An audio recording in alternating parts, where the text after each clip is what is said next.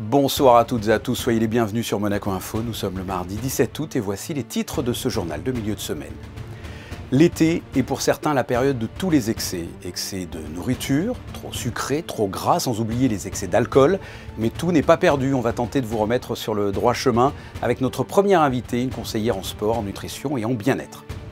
Dans le cadre du centenaire de la disparition du prince Albert Ier, nous vous présenterons une exposition, celle du quai Antoine Ier, retraçant l'amitié entre le prince explorateur et le peintre Louis Thiner.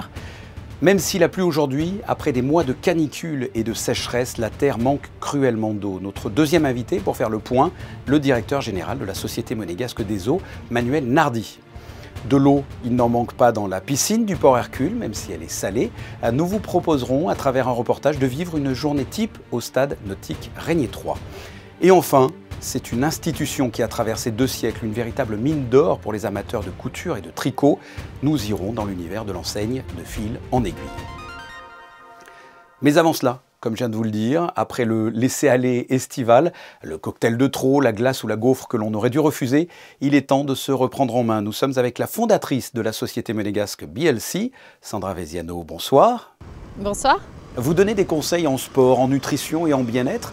L'été, c'est souvent l'été de tous les dangers en termes d'excès, de nourriture et d'alcool, par exemple. Quels sont les excès que l'on peut faire l'été et que l'on ne devrait surtout pas faire ?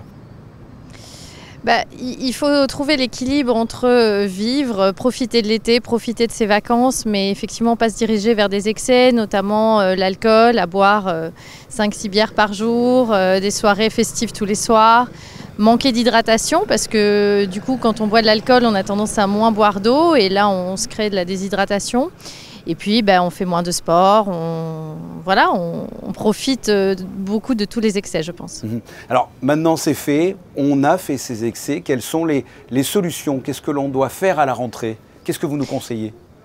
Moi, je suggère de planifier une rentrée sportive. Alors, soit on reprend le sport qu'on pratique, soit on se dirige vers des sports. Il y a plein de journées portes ouvertes organisées dans des salles. On essaie de trouver un sport et je suggère d'essayer le yoga, d'essayer les sports collectifs, d'essayer des sports auxquels on ne penserait pas, mais qui vont nous apporter beaucoup de plaisir parce que le sport, c'est pas une contrainte.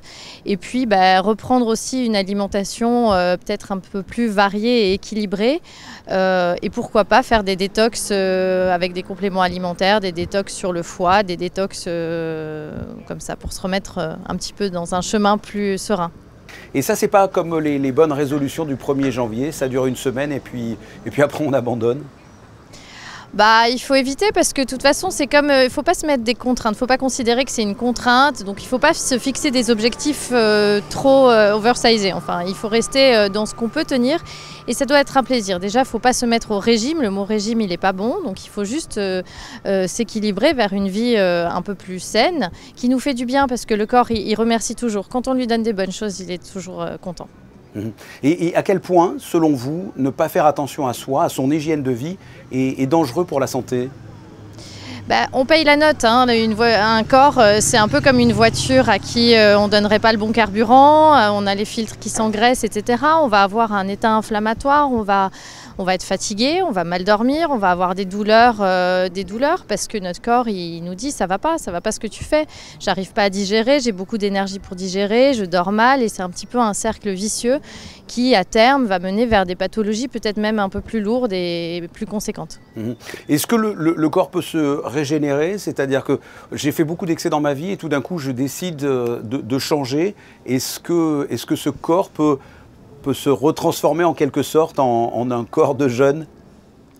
Oui, j'en ai fait même l'expérience personnelle. Je pense qu'on n'est pas en bonne santé, il y a des prises de conscience à faire et il n'est jamais trop tard pour bien faire, comme on dit. Et je pense que oui, on peut compenser, on peut arrêter de fumer si on fume, on peut boire moins d'alcool, on peut faire du sport, se mettre au sport et manger varié, équilibré et prendre soin de soi. Parce que c'est la clé d'un processus assez intéressant. En termes d'alimentation, qu'est-ce que vous conseillez? Quels sont les bons produits à prendre régulièrement et ceux vraiment à éviter? Déjà, on va parler un petit peu des repas. Il y a le petit déjeuner. Il faut éviter le sucre en général, hein, pas que sur le petit déjeuner, mais il faut éviter le sucre. Donc le pain blanc, les viennoiseries, la confiture, etc. Ça doit rester exceptionnel dans des hôtels, quand on voyage, quand on veut se faire plaisir. Mais le petit déjeuner le matin, il faudrait qu'il soit salé. On dit de faire un repas de roi le matin au petit déjeuner, un déjeuner de prince et un dîner de pauvre. Et je pense que ça, c'est une règle applicable qui prend beaucoup de sens. Donc éviter le sucre, manger des protéines salées le matin, ça évite d'ailleurs le coup de barre qu'on a parfois dans la matinée quand on mange trop de sucre. Manger varié, équilibré et le moins de produits transformés possible. Pas de produits transformés industriels, des produits bruts. Mais écoutez Sandra Veziano, merci de nous avoir éclairé sur cette rentrée un peu plus saine que peut-être les vacances. Merci beaucoup. Avec grand plaisir, merci. Les commémorations de la disparition il y a 100 ans du prince Albert Ier se poursuivent. Une exposition a été inaugurée cet été, celle du quai Antoine Ier. Elle s'intitule « Le prince et le peintre ». L'histoire d'une amitié entre Albert Ier et Louis Thiner. À la découverte du monde, voyez ce reportage de Sandrine Nègre et Julien Laugier. Il s'agit d'une belle rencontre entre deux hommes, deux personnalités passionnées par le monde qui les entoure. Un souverain, le prince Albert Ier, et un peintre, Louis Thiner. Comme l'indique le titre de l'exposition, leur amitié les conduit à parcourir le globe, comme en témoignent toutes ses œuvres. La majeure partie vient, pour ce qui concerne la partie malgache, d'une donation que Louis Thiner a fait à la mairie d'Issoire. Issoire est le berceau de sa famille. Donc il a dû léguer une centaine d'œuvres, dessins, écrits et tableaux. Et puis la majeure partie provient du musée océanographique de Monaco, des collections du Palais Princier et aussi du musée Carnavalet, donc le grand portrait de Louise Michel, et beaucoup de tableaux de famille, de la famille Thiner. Tout l'espace est scandé par des cimaises autoportantes avec des percées afin de voir les différentes salles et j'ai prévu un dégradé de bleu. Donc chaque salle a son bleu qui permet d'emmener le visiteur jusqu'au bout de la vie de Thiner et du voyage. C'est en découvrant le travail du peintre lors de l'exposition universelle de Paris en 1900 que le prince Albert Ier demande à Louis Thiner de l'accompagner. Et Louis Thiner va participer aux campagnes scientifiques du prince dès 1904 et le suivre jusqu'à sa mort en 1922. Et donc c'est aussi un événement en raison de la qualité et de l'originalité des œuvres qui sont présentes. Au cœur de l'été, effectivement, c'est un événement phare, cette exposition consacrée à la relation entre Louis Thiner et le prince Albert Ier, donc à laquelle nous tenons beaucoup. Une exposition qui fait aussi écho aux deux autres, inaugurées par le prince Albert II également, en Norvège et au Portugal, il y a quelques semaines. Cette exposition est à découvrir, celle du quai Antoine Ier, jusqu'au 11 septembre. La période du 15 août est souvent synonyme d'orage. Les orages d'été qui amènent la pluie, ce bien précieux tombé du ciel a cruellement manqué ces derniers mois sur l'ensemble de l'Hexagone et plus largement encore. Nous vivons une période de sécheresse et de canicule. Pour en parler, notre deuxième invité aujourd'hui est le directeur général de la Société monégasque des eaux. Patricia Navarro s'est entretenue avec Manuel Nardi. Alors Manuel Nardi, est-ce que l'on peut repréciser d'où vient la précieuse eau du robinet que nous buvons? Nous sommes ici sur le site de la Monégasque des eaux qui récupère la totalité des sources de la principauté et qui sont traitées ici dans nos bureaux avant d'être refoulées dans les réservoirs de la principauté. Ça, c'est une petite partie en cette saison de la production puisque nous assurons à peu près 10% des besoins en période estivale. Et surtout en période de sécheresse. Le reste provient d'achats d'eau qui étaient effectués jusqu'à présent de l'Est et de l'Ouest en France et qui aujourd'hui ne dépendent que de l'alimentation de l'Ouest à partir de la Vésubie parce que la ressource de la Roya a subi de grosses difficultés liées à la tempête Alex et dont les effets se font encore sentir malheureusement. Le but c'est de ne pas affoler la population, mais est-ce que dans les semaines qui viennent, on doit redouter une pénurie d'eau ? On ne doit pas redouter une pénurie d'eau, ce qui ne veut pas dire qu'il faut l'utiliser et la gaspiller à outrance. Il est clair qu'aujourd'hui, les ressources en eau sont sous tension. Tout le monde a entendu parler, je pense, de l'arrêté sécheresse qui a été pris dans les Alpes-Maritimes, qui est la région voisine. Et évidemment, Monaco ne fait pas exception à la règle. Et il est nécessaire aujourd'hui d'être extrêmement vigilant aux fuites, au gaspillage, et de veiller à avoir un bon usage de l'eau, un usage sain et raisonné de l'eau dans cette saison évidemment. Mais une grande partie de notre eau potable vient donc de ce département des Alpes-Maritimes. Une sécheresse avec un lourd impact sur ces sources pourrait avoir quand même d'importantes conséquences à Monaco? Alors aujourd'hui, les travaux qui ont été faits par la régie Eau d'Azur permettent de garantir d'avoir un accès à l'eau suffisant pour la principauté, parce que ça dépend de la ressource de la Vésubie complétée par des ressources alternatives en provenance du Var, et que l'ensemble représente une ressource suffisante, néanmoins sous tension, puisque l'entier département depuis Nice jusqu'à Menton dépendent essentiellement de cette ressource. Donc nous sommes nombreux à être dessus. Et je dirais en plus que la reprise économique, évidemment, qui est bénéfique pour tout le monde, s'accompagne évidemment d'une recrudescence des consommations d'eau, et que par conséquent la tension sera au moins aussi forte, si ce n'est plus, qu'en 2021, ce qui explique qu'il faille vraiment faire attention et avoir un usage raisonné de l'eau pour éviter justement d'avoir à affronter d'éventuelles carences, mais qui ne sont pas à l'ordre du jour aujourd'hui.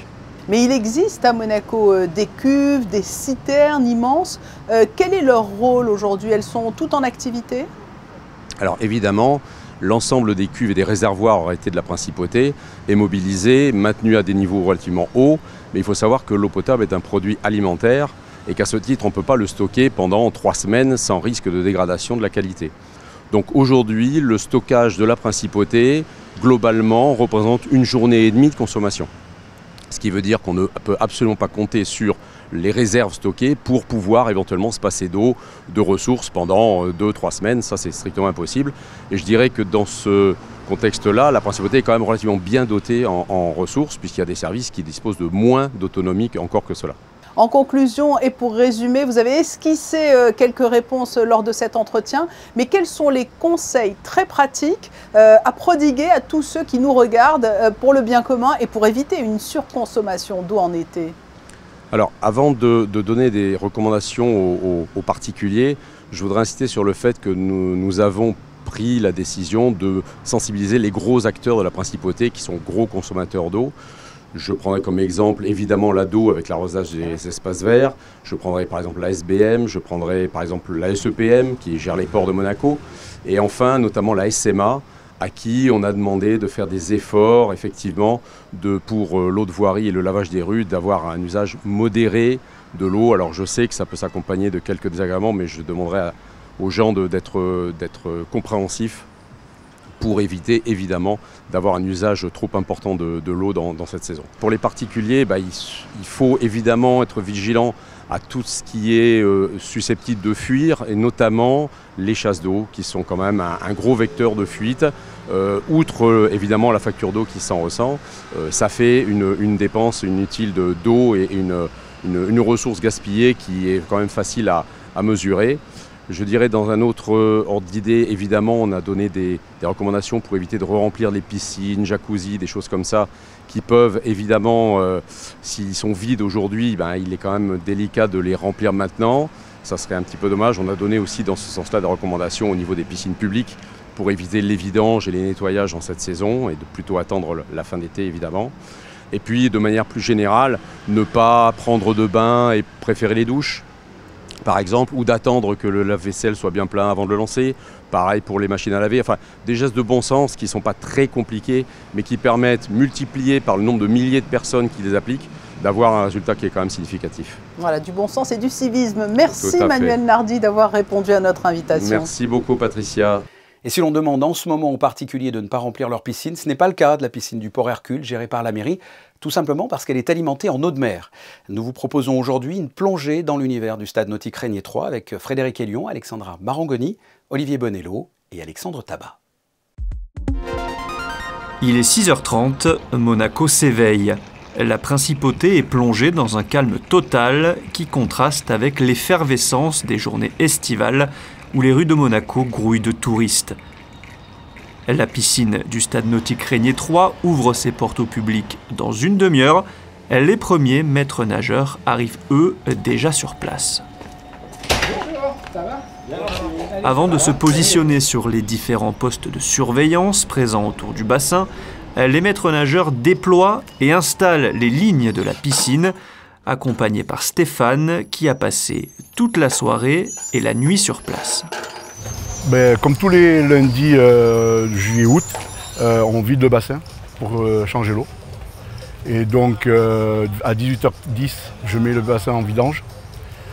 Le bassin se vide, on nettoie en même temps que le bassin se vide. Et une fois que tout ça est terminé, je remets en remplissage sur 4 pompes. Il est à environ 23h10 et je remets en service la piscine de façon à ce qu'à 7h, quand les gens arrivent, ils ont une eau fraîche, propre, chlorée et qu'ils soient dans le plus gros confort pour la journée et pour la semaine. Spécificité de la piscine du stade nautique Régnier 3, elle contient de l'eau de mer filtrée et traitée suivant un protocole bien précis. Voilà, donc ça c'est le pré-filtre à chlore. En général, on passe 25 kg par jour. Ensuite, je descends dans les machineries pour vérifier les machineries. Je nettoie les pré-filtres. Je fais donc un tour, je vérifie si j'ai pas de fuite, si j'ai pas de soucis.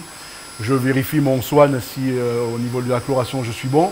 Parce qu'il est hors de question de mettre dans l'eau des gens s'il y a une surchloration ou s'il n'y a pas assez de chloration. Je fais mes analyses dans le bassin et après, bien entendu, je fais ma mise en place des parasols pour avancer les plagistes.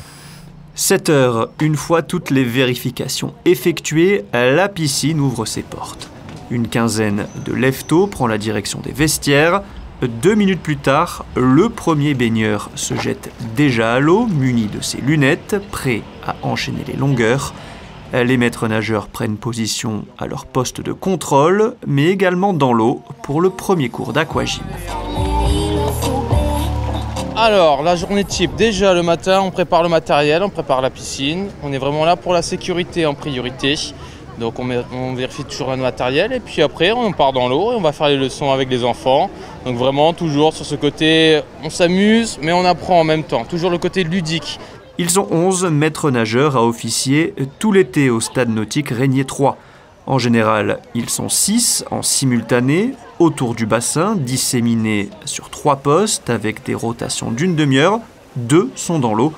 Le maître mot est bien sûr la sécurité, surtout lors des heures de pointe, et l'après-midi avec l'ouverture des plongeoires. On fait très attention aux enfants, toujours avec des brassards ou accompagnés avec les parents.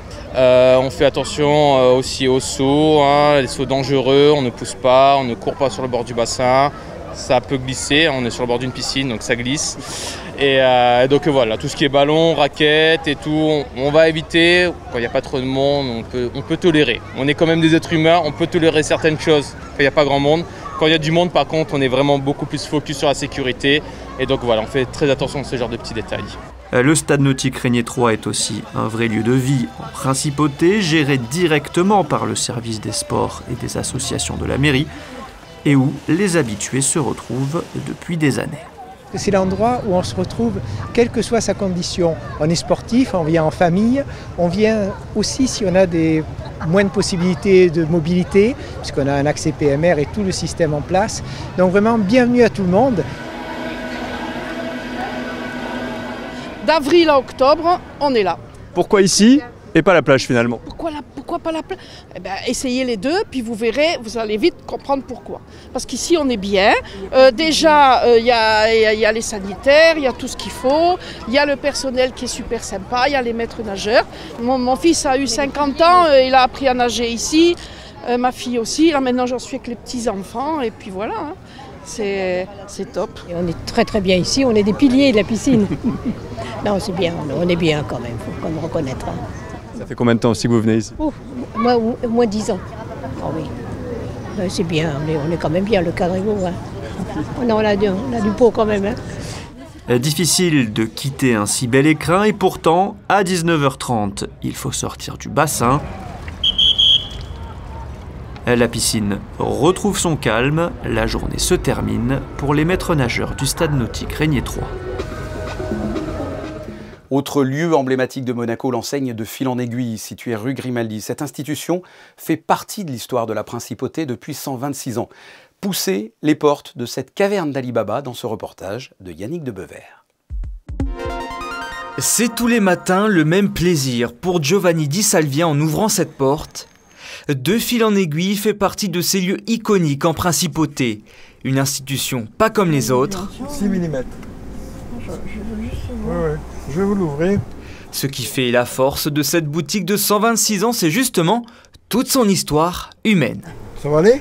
C'est même plus un magasin à l'heure actuelle, je veux dire, c'est une institution ou un lieu de vie ou un lieu de rencontre, parce que j'ai beaucoup de personnes encore ce matin qui viennent pratiquement tous les jours pour parler, des vieilles personnes qui viennent pour parler, prendre un peu, savoir un peu ce qui se passe, et bon, prendre une bobine de fil, prendre de la laine à tricoter, et ils profitent de l'occasion tous les jours de faire leur petite sortie, leur petite balade, quoi, voilà. En 1896, la famille Galliano crée la mercerie du nouveau siècle.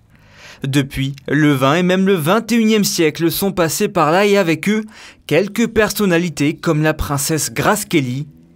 Mais les véritables stars, de fil en aiguille, ce sont bien celles et ceux qui la font vivre au quotidien. Le patron est sympa. Un magasin comme ça dans une ville, c'est toujours utile.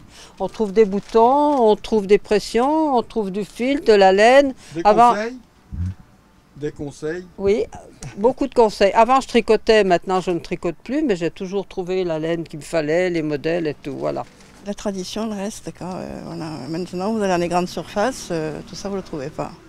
Il y a des collections, tu vois, par exemple dans les boutons, tu as vraiment des trucs exceptionnels, comme ici du Chanel. Tu vois, mais ça, c'est des bijoux, quoi. Au dernier inventaire, Giovanni comptait encore 30 650 références différentes dans son magasin. Une véritable caverne d'Ali Baba. Récemment, avec la crise sanitaire, de nombreux commerces ont dû baisser pavillon, mais forte de son histoire, la mercerie n'a jamais tremblé. Non, j'ai jamais eu de crainte, je me doutais bien que ça allait passer, c'était un mauvais moment à passer. Et puis je me dis, bon, le magasin a survécu à 2 guerres, je ne sais pas à quoi aussi, donc c'est pas ça qui va le faire écrouler, hein, loin de là, loin de là. À quelques années de la retraite, il sera bientôt l'heure de passer le flambeau pour Giovanni, qui espère désormais léguer ce petit bout d'histoire monégasque à l'un de ses 2 enfants. C'est l'heure de la météo à présent avec Alexandra Pani. Bonsoir Alexandra, y aura-t-il des améliorations pour la journée de jeudi ? Bonsoir Fabien, bonsoir à tous. Absolument pas Fabien, le ciel va même être encore plus couvert ce jeudi. L'on annonce des pluies et orages sur l'ensemble de la journée et des températures allant de 21 à 27 degrés. Ce 18 août, n'oubliez pas de souhaiter une bonne fête aux Hélènes. Merci Alexandra. Ce journal est terminé et comme le veut la tradition, les photos de la rédaction aujourd'hui sont consacrées au e-prix, à l'écurie monégasque Venturi qui est montée sur la plus haute marche du podium ce week-end lors de la dernière course de la saison à Séoul. Rocky de Venturi Racing qui tire sa révérence pour la saison prochaine. Nous recevrons pour en parler son directeur adjoint Jérôme D'Ambrosio dès demain 19h. Vous retrouverez d'ailleurs ce jeudi aux commandes de ce journal Julia Vial. Quant à nous, on se donne rendez-vous lundi. Merci pour votre fidélité. Passez une excellente soirée. À très bientôt. Au revoir.